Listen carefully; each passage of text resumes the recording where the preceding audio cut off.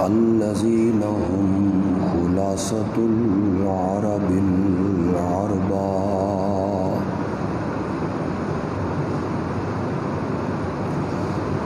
وخير الخلائق بعد الأنبياء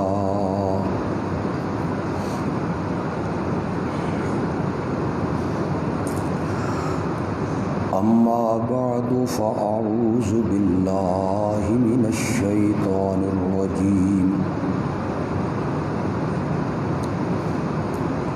بسم الله الرحمن الرحيم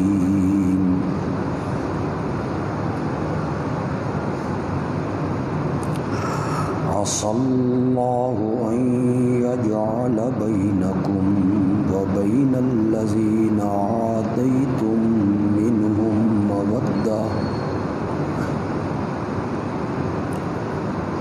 والله قدير والله غفور رحيم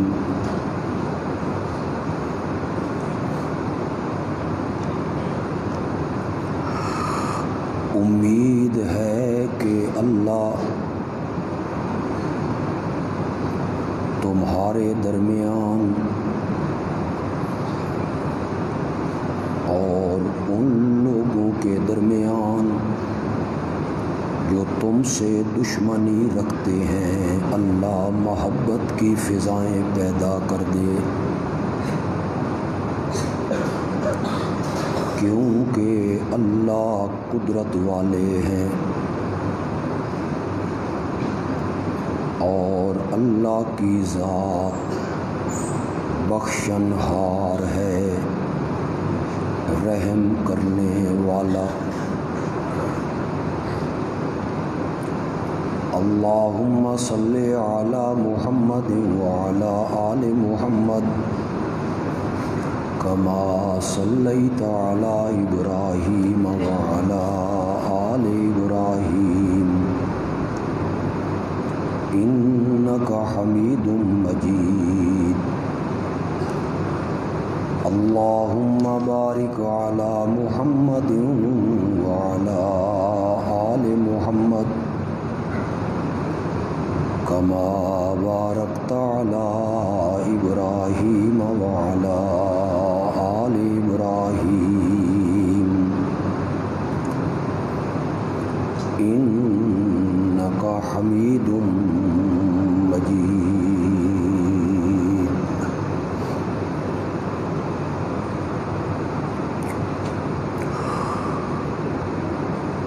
پچھلے خطبے میں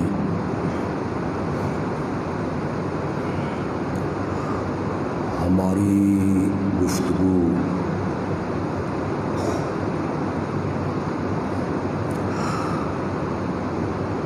اس بات پہ ختم ہوئی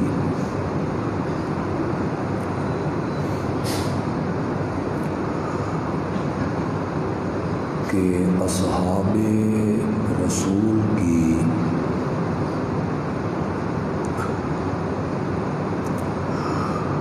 مقدس جماعت نے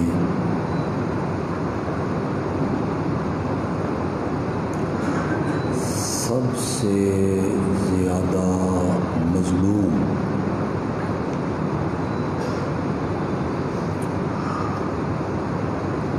اگر کوئی صحابی ہے تو وہ حضرت سیدنا معاویہ رضی اللہ تعالی عنہ ہیں۔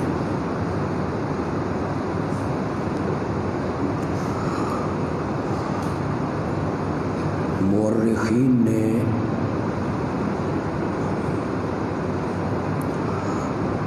تاریخ مرتب کرتے ہوئے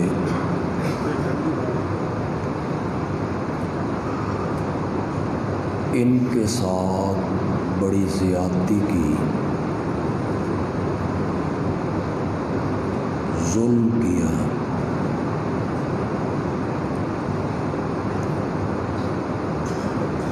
ان کی خوبیوں کے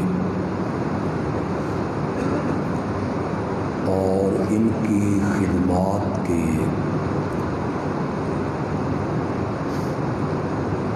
تذکرے سرسری طور پہ کیے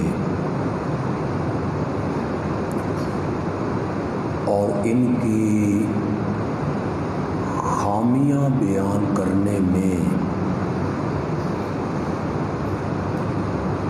اپنے قلم کا پورا زور صرف کیا۔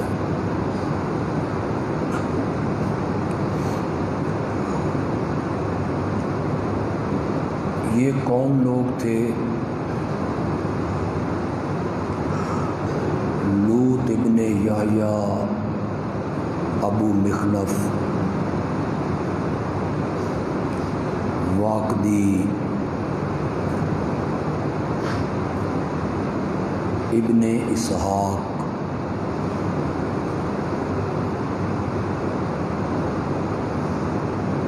ان سب کو محدثین کذاب کہتے ہیں، وضاع کہتے ہیں۔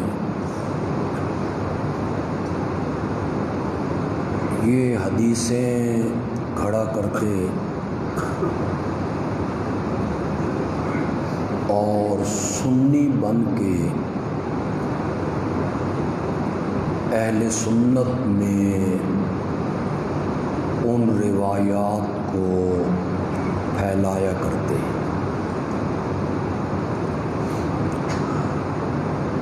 بعد میں آنے والے علماء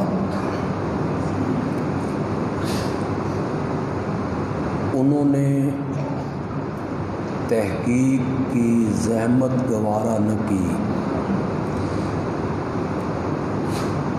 پرکھا نہیں، جستجو نہیں کی، اور انہی کے حوالے سے وہ باتیں اپنی کتابوں میں نقل کرتے چلے آئے۔ اگر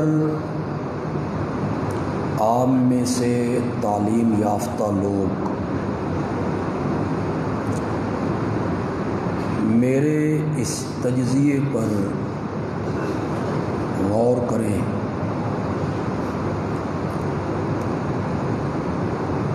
سیدنا معاویہ رضی اللہ تعالی عنہ سے یہ عداوت، دشمنی، بغض ان کے اندر کیوں آیا،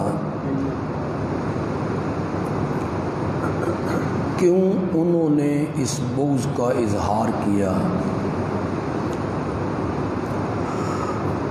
میرا تجزیہ یہ ہے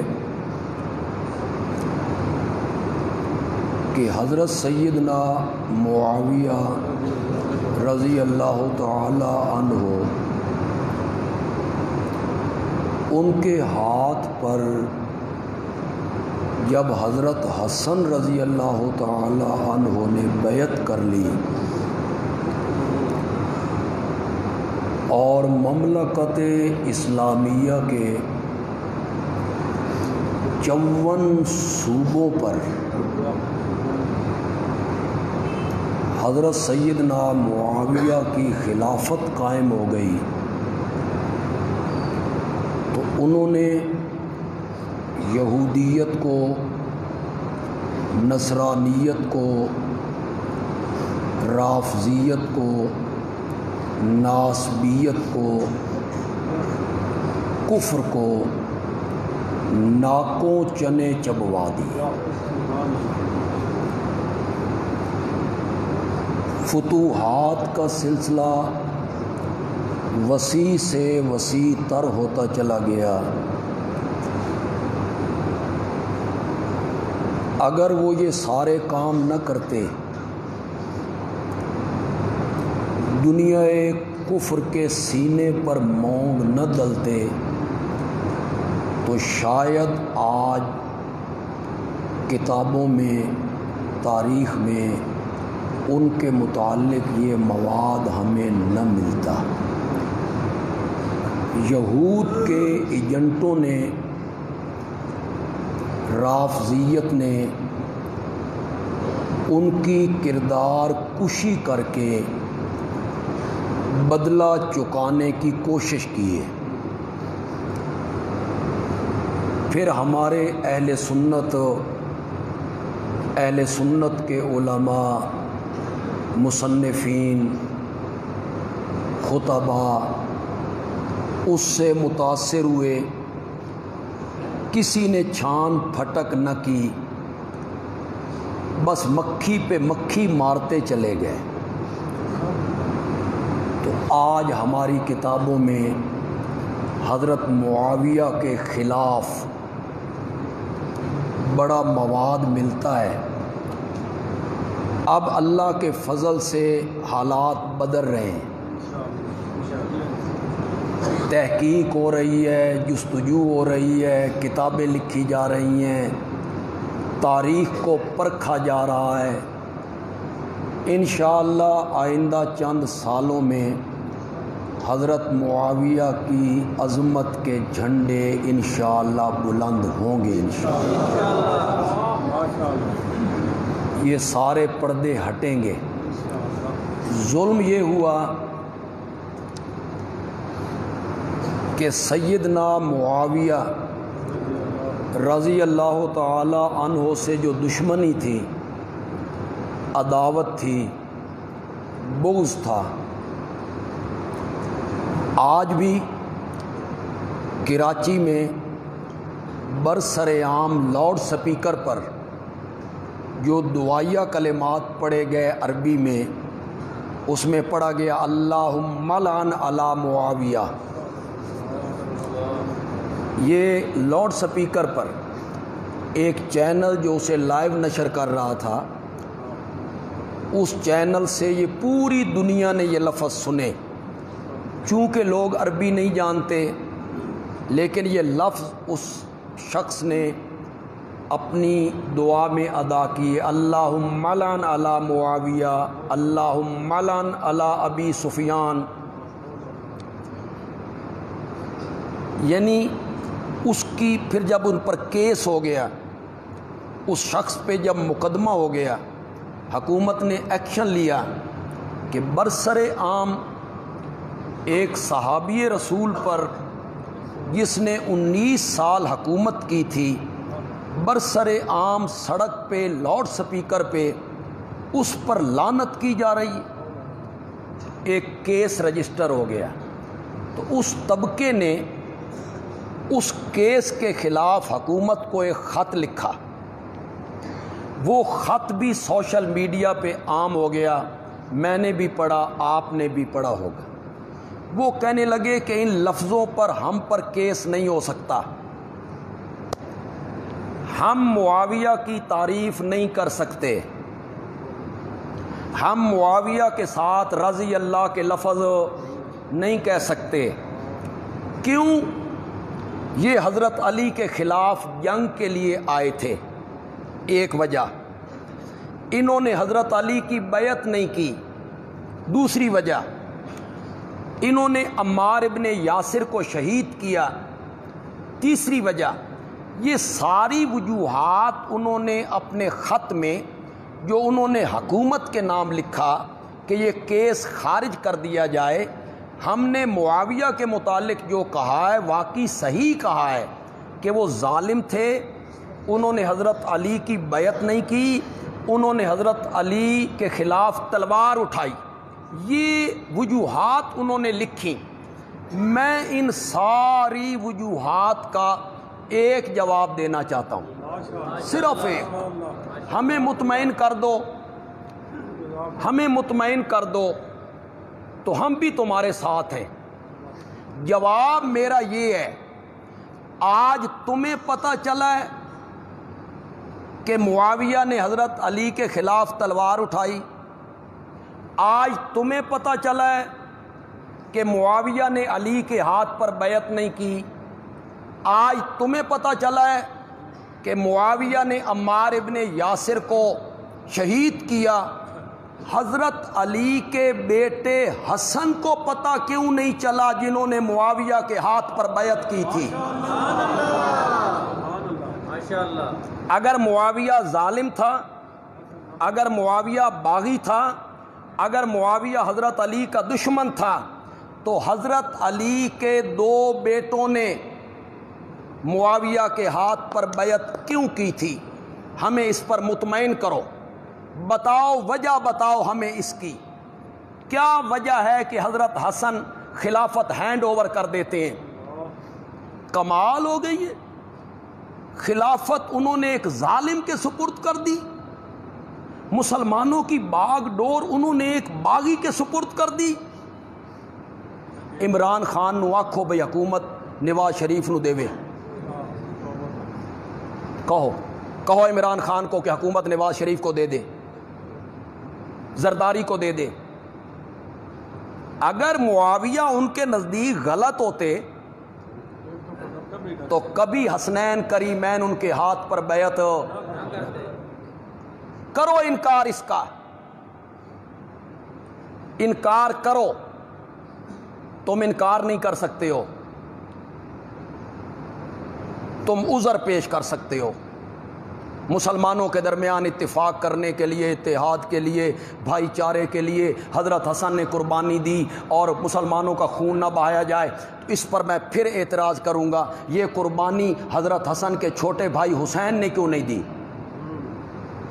وہ تو مقابلے میں آ گئے، انہوں نے بچے ذبح کروا دیے۔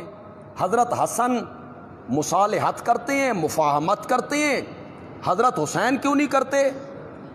معلوم ہوتا ہے کہ حضرت حسن رضی اللہ تعالی عنہ نے حضرت معاویہ کو صحیح سمجھ کر ان کے ہاتھ پر بیعت کی۔ یہ سارے، کبھی فدق کو سامنے لاتے ہو، سیدہ عدالت میں گئی فدق مانگنے کے لیے، اس کو سامنے رکھ کر حضرت ابو بکر پر تبرہ کرنے لگ جاتے ہو کہ وہ عدالت میں کھڑی تھی، ان کو دھکے دیے گئے، دھوپ میں کھڑا رکھا گیا۔ کبھی فدق کو سامنے رکھتے ہو، کبھی حضرت علی کی جنگ کو سامنے رکھتے ہو، کبھی بیعت نہ کرنے کو سامنے رکھتے ہو کہ ان کے درمیان عداوت تھی، بغض تھا، حسد تھا، دشمنی تھی، دوریاں تھیں۔ تو یہ کہتا ہے، تیری کتابیں کہتی ہیں، تاریخ کہتی ہے، اور رب کا قرآن کیا کہتا ہے؟ اسے کبھی نہیں پڑھا؟ سورت فتح کا آخری رکوع تو جا کے پڑھو، محمد الرسول اللہ والذین معہ، اور جو لوگ اس نبی کے ساتھ ہیں، اشداء علی الکفار، وہ کافروں پر بڑے سخت ہیں، رحماء بینہم۔ اس کو کہاں لے جائیں گے ہم؟ اس کو کدھر لے جائیں گے ہم؟ تیری بات مانے کہ ان کے درمیان عداوتیں تھیں، دوریاں تھیں، بغض تھا، قرآن کہتا ہے رحماء بینہم۔ حضرت علی رضی اللہ تعالی عنہ جنگ جمل میں یا جنگ صفین میں جب میدان میں آئے، جب جنگ تھم گئی، میدان میں آئے تو کچھ لاشیں پڑی ہوئی تھیں مخالف طرف کی، تو کسی پوچھنے والے نے پوچھا اب مشرکون ہم؟ امیر المومنین یہ مشرک ہیں جو آپ کے مقابلے میں آئے ہیں؟ قال لا، فرمایا نہیں۔ اس نے کہا منافقون ہم؟ یہ جو آپ کے مقابلے میں آئے ہیں کیا یہ منافق ہیں؟ قال لا، حضرت علی نے کہا نہیں۔ کتنے لوگ آپ میں سے اس آسان عربی کو جس کا ترجمہ مجھے نہ کرنا پڑے، آسان سی عربی ہے، کتنے لوگ سمجھ کے سبحان اللہ کہیں گے؟ حضرت علی سے پوچھنے والے نے پوچھا اگر یہ مشرک بھی نہیں، اگر یہ منافق بھی نہیں تو پھر کون ہے؟ حضرت علی نے کہا ہم اخواننا، وہ ہمارے بھائی۔ یہ کتابوں میں، تاریخ میں یہ لفظ تمہیں نظر نہیں آتے؟ حضرت علی نے انہیں اپنا بھائی کا، ان کے جنازے پڑھے، جو زخمی، جو قیدی بنا لیے گئے، ان میں سے جو فوت ہو گئے ان کے جنازے پڑھے۔ کبھی باغیوں کے جنازے بھی ہوتے ہیں، باغیوں کے جنازے پڑھے جاتے ہیں، حضرت علی نے جنازے بھی پڑھے، پڑھائے اور کیا کہا، ہم اخواننا، وہ ہمارے۔ آج تمہیں پتہ چل گیا ہے کہ حضرت معاویہ حضرت علی کے مقابلے میں آئے تھے، بڑا ظلم کیا ہے جی، ہم حضرت معاویہ سے راضی نہیں ہو سکتے جی۔ کیوں نہیں ہو سکتے؟ حضرت علی کے مقابلے میں آئے تو حضرت علی سے نہ پوچھ لیں جن سے جنگ ہوئی ہے، منافقوں کی خباثتوں سے، جن کے درمیان تھوڑی سی ناچاکی ہوئی ہے، خود حضرت علی سے نہ پوچھ لیں؟ اور پوچھوں بھی اس کتاب سے جس کتاب کا تم انکار بھی نہیں کر سکتے ہو، نہج البلاغت۔ تمہیں سمجھ نہیں آئے گی اس کتاب کی، لیکن ان کو ضرور سمجھ آ رہی ہوگی جو کمنٹ میں مجھے گالیاں نکال رہے ہوں گے۔ وہ کہیں گے حضرت علی کا دشمن ہے، حضرت علی کا بغض ہے، پھر کسی جگہ پہ لکھا ہوگا علی کے دشمنوں پہ لعنت، علی کے دشمنوں پر لعنت، حسین کے دشمنوں پر لعنت۔ وہ سمجھتے ہیں یہ ہم حضرت علی سے دشمنی کر رہے ہیں، یہ جو کچھ ہم بیان کر رہے ہیں حضرت علی سے ہم دشمنی کر رہے ہیں۔ تو کمنٹ میں کریں گے حضرت علی کے دشمنوں پہ لعنت، حضرت حسین کے دشمنوں پہ لعنت۔ جتنا مجمع یہاں معاویہ مسجد میں بیٹھا ہوا ہے، سارے میرے ساتھ آواز ملا کے بولو، حضرت علی کے دشمنوں پر لعنت۔ تو میں بھی کہتا ہوں حضرت حسین کے دشمنوں پر لعنت، حضرت حسین کے قاتلوں پر لعنت۔ اس طرح کام نہیں چلتا کہ آپ جان چھڑائیں، علی کے دشمنوں پہ لعنت، حسین کے دشمنوں پہ لعنت، اور تاثر یہ دیں کہ یہ علی کے دشمن ہیں، حسین کے دشمن ہیں۔ نہ لانتے نہیں، ماؤں بہنوں کی گالیاں نہیں۔ ہمت ہے تو میری دلیل کا جواب دو، کمنٹ میں جواب دو میری دلیل کا۔ نہج البلاغت میں یہ حوالہ نہ ہو، کوئی بندہ انکار کرے نہج البلاغت کتاب کا، قرآن سے زیادہ معتبر کتاب ہے ان کے ہاں۔ جی سن رہے ہو کہ نہیں سن رہے ہو؟ نہج البلاغت ان کے ہاں قرآن سے زیادہ معتبر کتاب ہے۔ نہج البلاغت میں کیا ہے؟ حضرت علی رضی اللہ تعالیٰ عنہ کے خطبے، حضرت علی رضی اللہ تعالیٰ عنہ کی تقریریں، حضرت علی رضی اللہ تعالیٰ عنہ کے خط جو انہوں نے گورنروں کو لکھے، کچھ خط انہوں نے حضرت معاویہ کو لکھے، یہ سارے خط ان کے خطبے نہج البلاغت میں موجود ہیں۔ نہج البلاغت کا حوالہ دے رہا ہوں، میرے اپنے پاس نہج البلاغت موجود ہے، کسی نے دیکھنی ہو وہ حوالہ دیکھنا ہو آئے میرے پاس، میں اسے دکھاؤں کہ دیکھ یہ نہج البلاغت میں لکھا ہوا ہے۔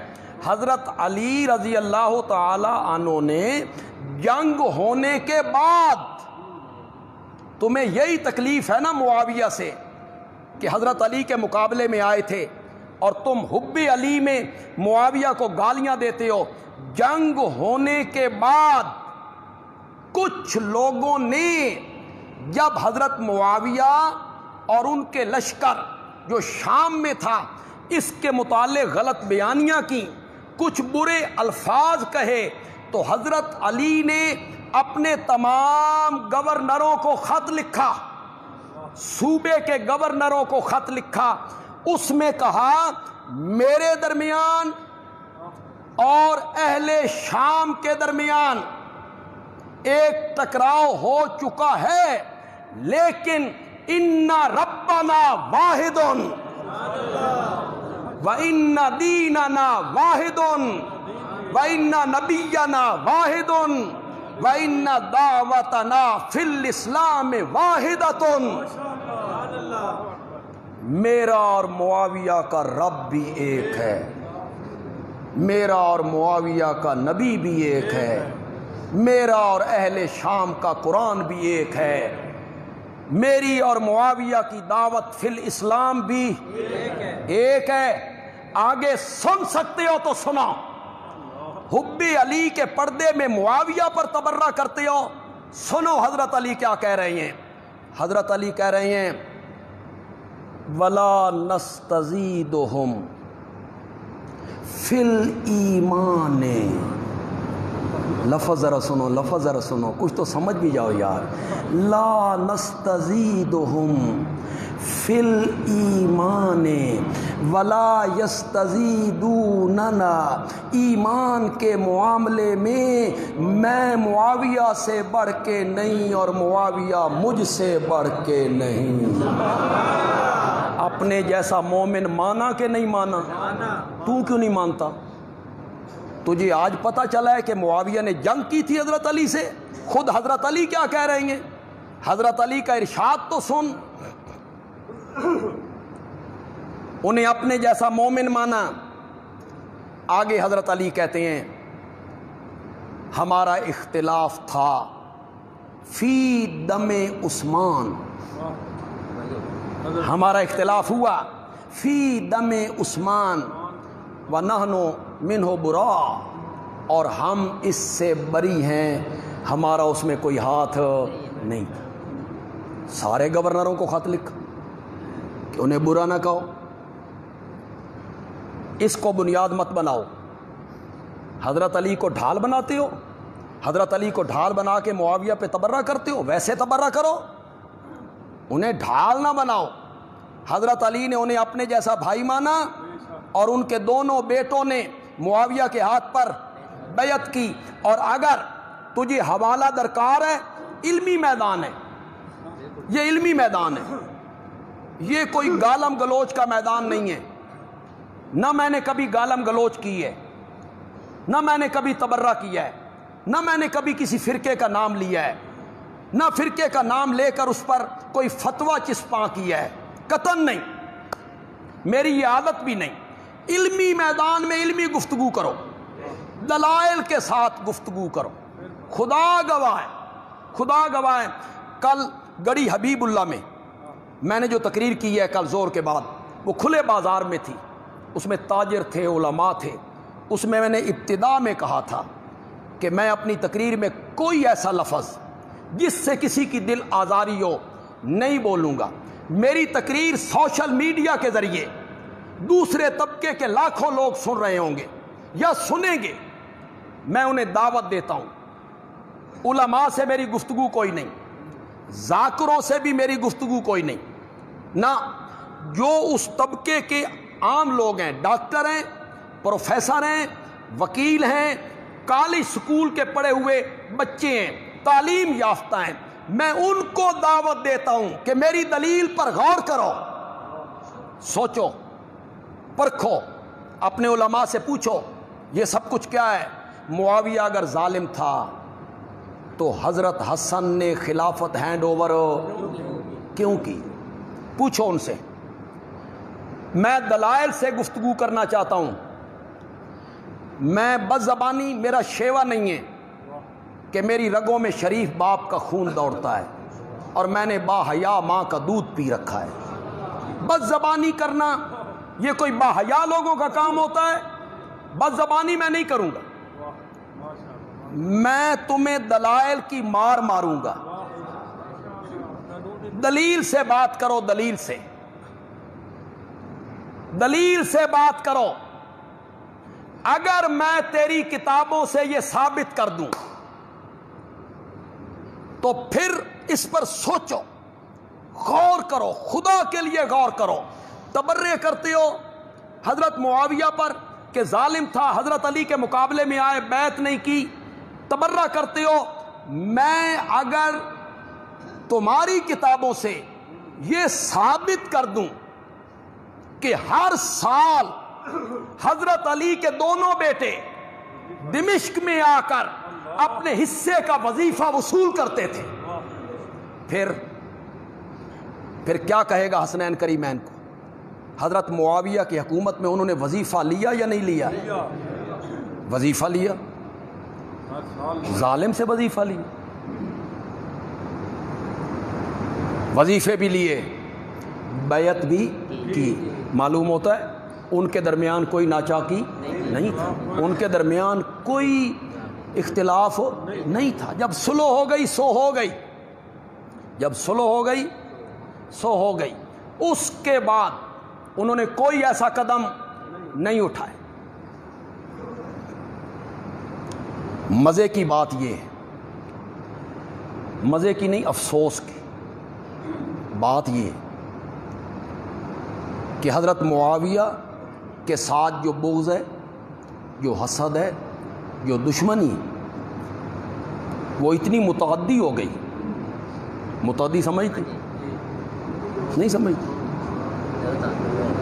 یہ جو نہیں کہتے تھے کرونا ایک سے دوسرے کو لگ جاتا ہے، تو بھئی یہ متعدی مرض ہے، یعنی بڑھتا رہتا ہے بڑھتا رہتا ہے۔ حضرت معاویہ سے دشمنی، عداوت اتنی متعدی ہو گئی کہ حضرت معاویہ کی وجہ سے ان کے پورے قبیلے بنو امیہ کو بدنام کر دیا گیا۔ یوں عداوت بڑھی، پورا قبیلہ ہی بدنام ہو گیا۔ روایتیں گھڑی گئی روایتیں، اور ہمارے خطیب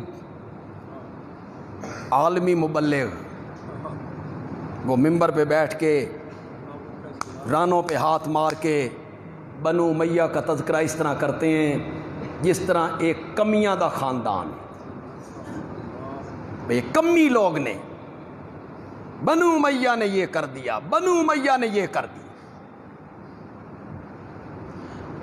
اب صرف میرے مخاطب آپ ہیں، دوسرا طبقہ نہیں، صرف آپ اہل سنت میرے مخاطب ہیں۔ میں آپ کو علماء حدیث کا ایک قول سنانے لگا ہوں، وہ اپنے پلے باندھ لو۔ تمہیں بھی کئی لوگ کہتے ہوں گے یہ حدیث دیکھو جی معاویہ کے بارے میں، یہ حدیث دیکھو جی بنو امیہ کے بارے میں، کہتے ہو یہ بنو امیہ کے بارے میں یہ حدیث دیکھو، معاویہ کے بارے میں یہ حدیث دیکھو۔ حدیثیں گھڑنے والوں نے تو کمال ہی کر دیا، کمال ہی کر دیا۔ پھر منبر پہ اس کو بیان کیا جاتا ہے، نبی پاک مسجد نبوی میں بیٹھے ہوئے تھے، سامنے سے حضرت معاویہ گزرے، ان کے کاندھے پہ یزید تھا، تو نبی پاک نے فرمایا جنتی کے کاندھے پر جہنمی سوار۔ شکر ہے معاویہ نو تے جنتی کے کاندھے پر جہنمی سوار، وہ سامنے سے گزرے۔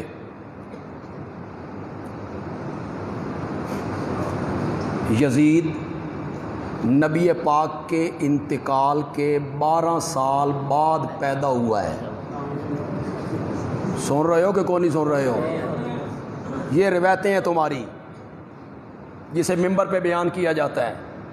وہ سن 22 ہجری میں پیدا ہوا ہے، وہ 22 ہجری میں پیدا ہوا ہے۔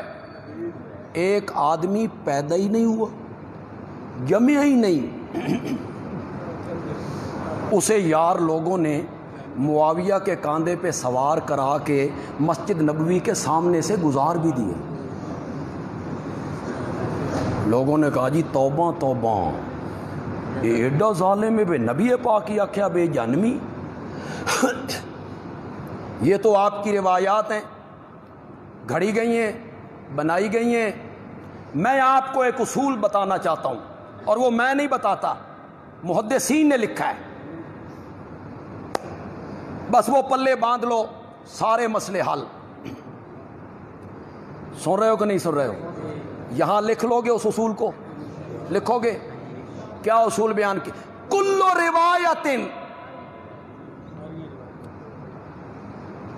روایت فی ذم بنی امیہ وفی ذم معاویہ، جتنی روایتیں حضرت معاویہ کی برائی میں اور بنو امیہ کی برائی میں بیان کی جاتی ہیں، کلہم موضوعۃ، وہ ساری کی ساری کیا ہیں؟ چلیے، میں یہ صرف اہل سنت سے میری بات ہے، دوسرے طبقے سے میری بات نہیں ہے کہ ہماری کتاب کی دلیل ان کے لیے حجت نہیں ہے نا، وہ کہیں گے تمہاری کتابیں ہم پہ تو حجت نہیں ہے. ان کو میں کچھ نہیں کہہ رہا، میں اہل سنت کو کہہ رہا ہوں اور اس عالمی مبلغ کو کہہ رہا ہوں جو واقعہ کربلا بیان کرتا ہے، خود روتا ہے، پھر کہتا ہے رونا چاہیے، رونا چاہیے، پھر ایسے بیان کرتا ہے. سمجھ جاؤ گے، میں ایک بس جملہ کہنے لگا ہوں. پھر ایسے بیان کرتا ہے کہ سین اور شین میں فرق نہیں رہتا، بس اتنے قریب چلا جاتا ہے جتنا سین اور شین لکھنے میں قریب ہے.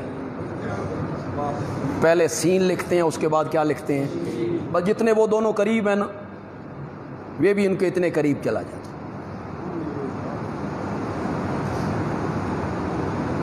بنو امیہ بڑے ظالم تھے، انہوں نے یہ کیا یہ کیا یہ کیا. میرے نبی کو صلی اللہ علیہ وسلم مکے میں سب سے زیادہ کس نے ستایا تھا؟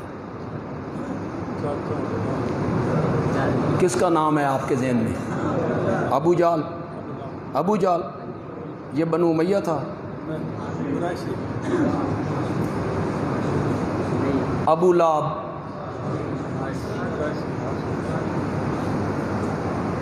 جس کی بیوی کانٹے بچھایا کرتی تھی میرے نبی کے راہ میں،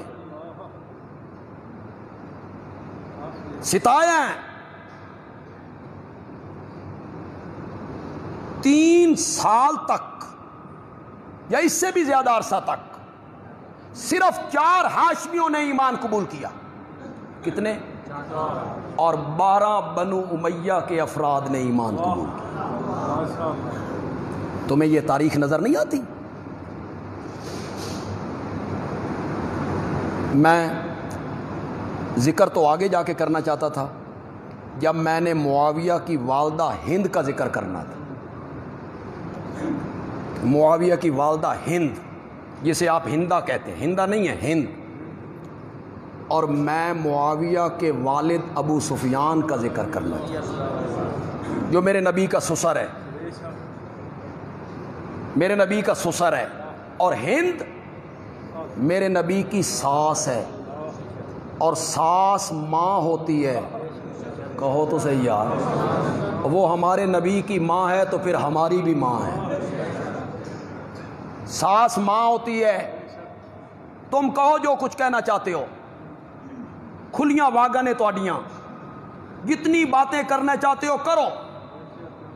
او جی ہند نے واشی کو کہا تھا اود کے میدان میں، ہند نے واشی کو کہا تھا اگر تو حمزہ کو شہید کر دینا تو میں تجھے آزاد کر دوں. یہ ہند نے کہا تھا. علماء نے بیان کیا، کتابوں میں لکھا. بندیالوی پوچھنا چاہتا ہے یہ واشی ہند کا غلام تھا جسے وہ کہہ رہی ہے کہ اگر تو حمزہ کو قتل کر دے تو میں تجھے آزاد کر دوں؟ ثابت کرو واشی کس کا غلام تھا. اٹھاؤ تاریخ و سیرت کی کتابیں. واشی ہند کا غلام نہیں تھا، واشی جبیر ابن مطعم کا غلام تھا. اس کا وہ غلام ہی نہیں ہے. لیکن تم نے کہانیاں بنانی ہوتی، کہانیاں بنا بنا کے اسے پیش کرنا ہوتا ہے تاکہ یہ عورت بدنام ہو جائے. یہ عورت جب بیعت کرنے کے لیے فتح مکہ کے دن میرے نبی کے سامنے آئی تھی، انشاءاللہ میں اس کا تذکرہ کروں اور کروں گا بھی بخاری سے. پھر آپ کو پتہ چلے گا کہ اس خاندان کے متعلق میرے نبی نے کیا کہا تھا. تو میں بتاؤں گا کہ ہند کے خاندان کے بارے میں میرے نبی نے کیا کہا تھا، تم کیا کہتے ہو اور میرے نبی نے کیا کہا تھا. اور پیش بھی تاریخ کی کتاب سے نہیں، بخاری حدیث کی کتاب سے کروں. بخاری نے باب باندھا ہے، باب و ذکر ہند، پورا باب باندھا ہے کہ اس باب میں کس خاتون کا ذکر ہے؟ ہند کا. فی الحال یہی تھوڑا سا تذکرہ کرنا چاہتا ہوں. مکے میں میرے نبی کو ستایا گیا. میرے نبی کے راستے روکے گئے، میرے نبی کے راستے میں کانٹے بچھائے گئے، میرے نبی کے گلے میں رسیاں ڈالی گئیں، میرے نبی پر فتوے لگائے گئے، مذمم کہا گیا، شاعر کہا گیا، دیوانہ کہا گیا، مجنون کہا گیا، ساحر کہا گیا، جادوگر کہا گیا، جو جس کے منہ میں آیا وہ بکتا چلا گیا۔ ایک صحابی کہتا ہے میں عکاظ کے بازار میں تھا، تجارت کی غرض سے گیا تھا، میں نے ایک آدمی کو دیکھا کہ اس کے پیچھے ایک آدمی پتھر لیے ہوئے اسے مار رہا ہے، تاک تاک کے مارتا ہے، اور وہ جو بندہ آگے جا رہا تھا اس کی زبان پہ ایک ہی لفظ تھا، قولوا لا الہ الا اللہ، قولوا لا الہ۔ یہ میرے نبی کی دعوت تھی، یہ 13 سال مکے میں میرے نبی نے دعوت دی تھی، لا الہ، یہی دعوت سارے نبیوں کی تھی۔ ہم نے بڑے جمعے عظمت صحابہ بیان کی ہے، تھوڑا سا توحید کو بھی ٹچ کرنا چاہتا ہوں۔ لا الہ، کوئی معبود نہیں، کوئی الہ بننے کے لائق نہیں، الا اللہ، مگر کون ہے؟ اگر کچھ نئے لوگ آئے ہوں، پڑھے لکھے لوگ ہوتے ہیں، تعلیم یافتہ لوگ ہوتے ہیں، تو وہ جب محفلوں میں بیٹھتے ہیں، مجلسوں میں بیٹھتے ہیں، تو وہ کہتے ہیں جی دعوت کا انداز مثبت ہونا چاہیے، مثبت ہونا چاہیے، منفی نہیں ہونا چاہیے۔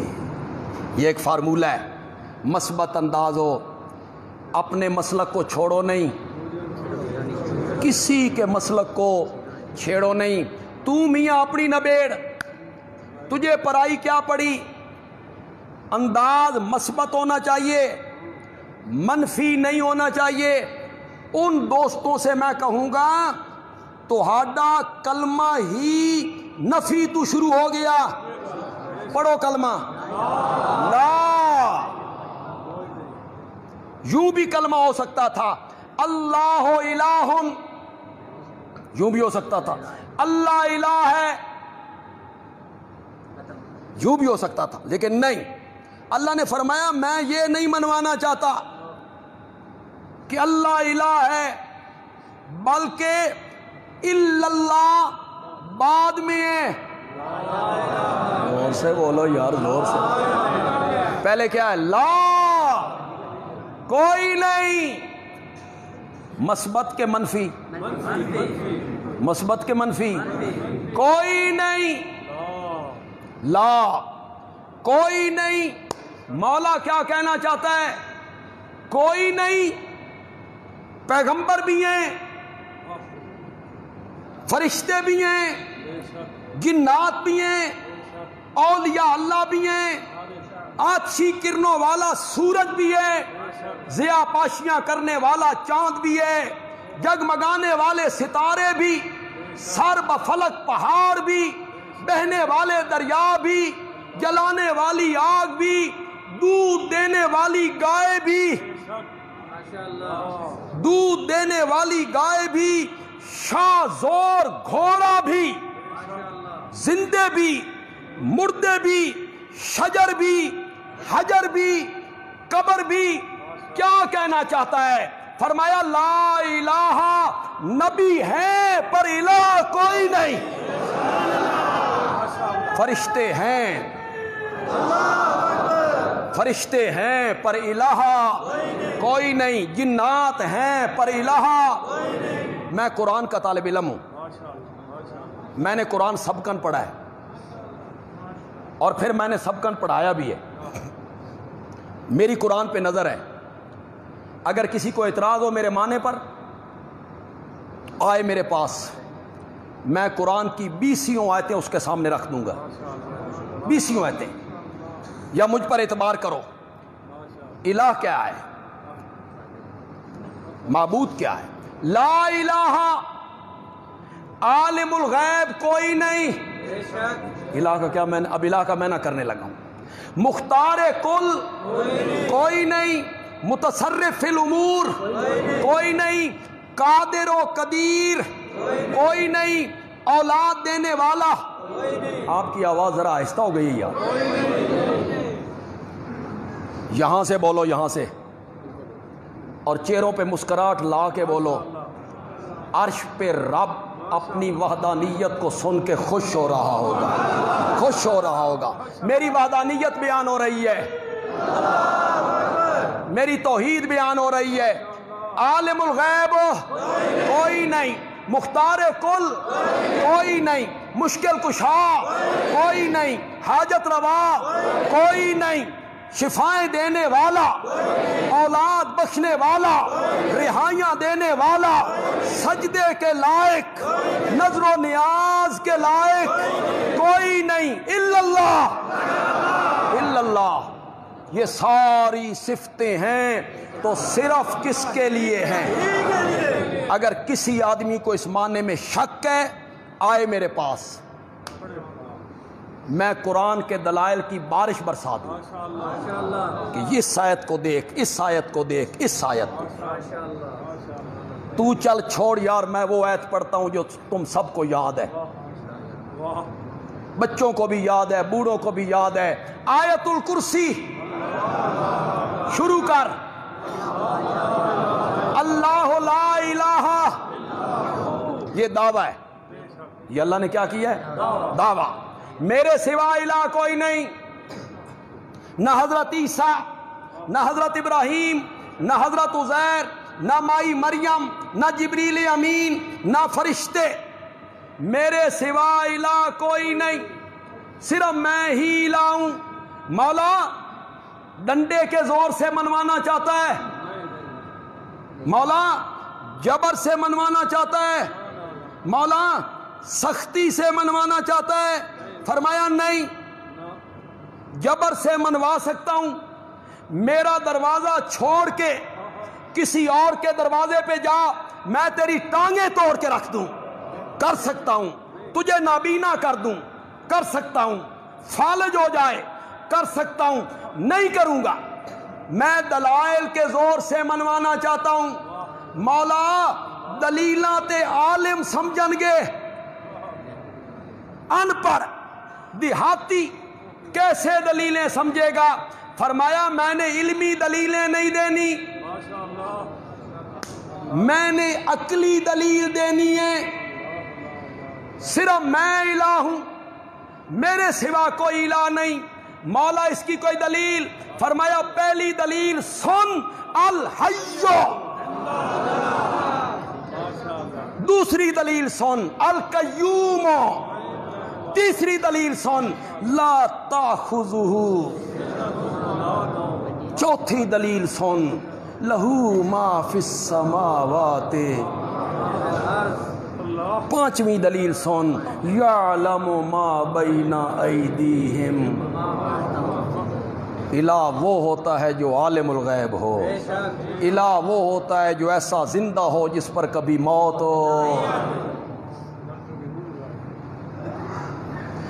اللہ لا الہ الا ہو، عالم الغیب والشہادہ، پہلی دلیل دی۔ الہ کون ہے؟ عالم الغیب، اللہ لا الہ الا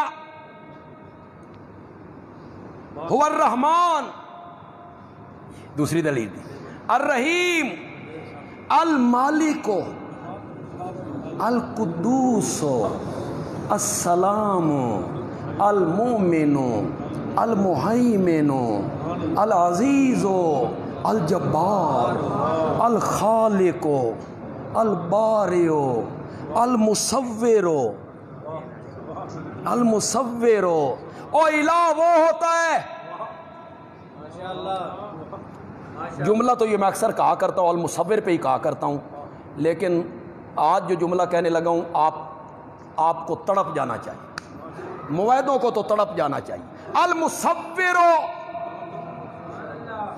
المصور، الہ میں ہوں، الہ صرف میں ہوں جو گندے پانی کے قطرے پر 3 اندھیروں میں نقشے جماتا ہوں اور یوسف جیسا حسین بنا کے رکھ دیا کرتا ہوں۔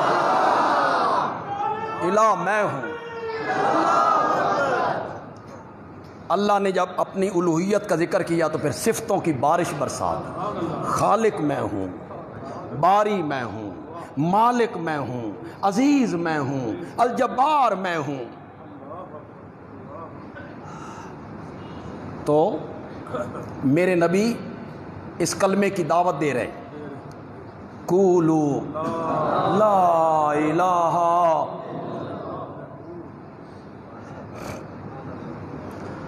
یہ جو توحید کی دعوت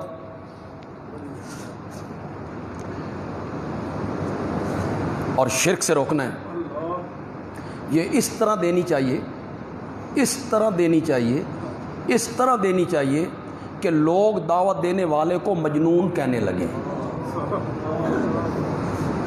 جیسے ہمیں کہتے ہیں، جیسے لوگ ہمیں کہتے ہیں ہر وقت توحید توحید توحید، شرک شرک شرک، انہوں اور کوئی شے نہیں آندی۔ کیوں بھائی؟ جب وہ میرے نبی کو مجنون کہتے تھے، مکے کے لوگ کہتے تھے یہ مجنون ہے، کس رنگ میں کہتے تھے؟ اس رنگ میں کہ اس کا دماغ صحیح نہیں۔ نبی سے بڑا عقل مند کون ہوتا ہے؟ نبی سے بڑھ کر زیرک کون ہوتا ہے؟ نبی سے بڑھ کے حکیم کون ہوتا ہے؟ اس رنگ میں نہیں کہتے تھے، اس رنگ میں کہتے تھے۔ عکاظ کے بازار میں دیکھو لا الہ الا اللہ، صفا پہاڑی پہ دیکھو لا الہ الا اللہ، مکے کی گلی میں دیکھو لا الہ الا اللہ، اس چوک پہ دیکھو لا الہ الا اللہ، لا الہ الا اللہ۔ یہ تو پاگل ہے۔ تو توحید کو اس طرح بیان کرو کہ لوگ کہیں یہ کیا ہو گیا ہے؟ مجنون ہے، پاگل ہے۔ میرے نبی نے جگہ جگہ 13 سال میرے نبی نے ایک ہی دعوت دی، لا الہ الا اللہ۔ کہتا ہے میں نے دیکھا کہ اس کے پیچھے ایک آدمی ہے جو اس کو پتھر مارتا ہے، تو میں نے کسی سے پوچھا یہ کون ہے اور یہ پتھر مارنے والا کون ہے؟ تو مجھے بتایا گیا اس کا نام محمد ہے صلی اللہ علیہ وسلم، اور یہ جو پتھر مار رہا ہے یہ اس کا سکا چچا ہے، سکا چچا ہے، اس کا نام ابو لہب ہے، عبد العزیٰ۔